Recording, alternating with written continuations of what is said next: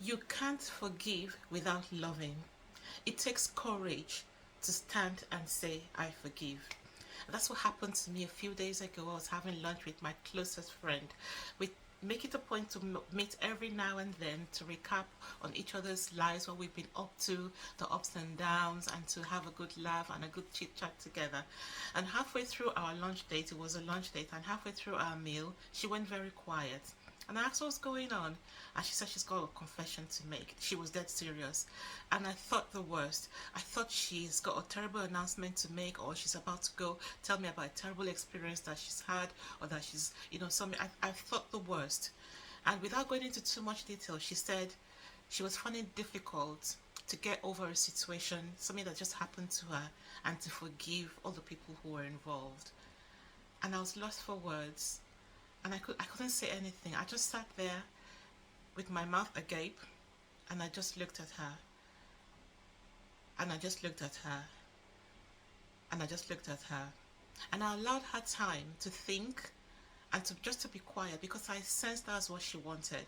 And she reminded me of a lady that I come across very often. This lady's had a stroke and she can't say much with words, but she can say so much with her eyes. When you're in her room, her eyes follow you, and it's easy by looking at her eyes to tell when she's uncomfortable, or when she's anxious, or when she's all right, or when she's laughing.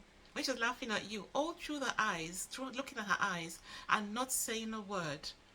And it's amazing how we can read kindness and read hurt just by looking at someone and not saying much. So as I sat there with my friend, I held her hand and I allowed her time to soak in the moment, to gather strength, and to be encouraged. And I hope our presence and our meeting together encouraged her, because after a while, she took as long as she wanted.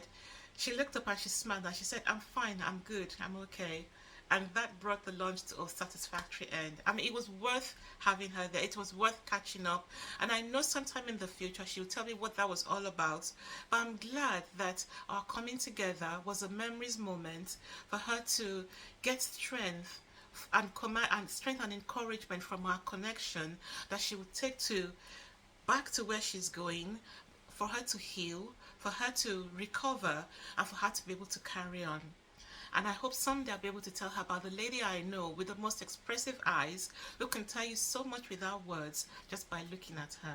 So have you had moments like that this past week or past few days or past months? Do you know someone who doesn't say much but who has the most expressive eyes, and you can always tell what they're thinking, what they're feeling through their eyes, and how a little act of kindness, quietness can make all the difference to their day and help them to cope better with whatever it is they're going through, whatever silent battle they're fighting?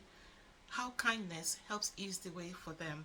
Please share it on our platform Memriz Online, and let's continue to encourage one another. And I've got a big announcement to make, and I'll be telling you about it next week.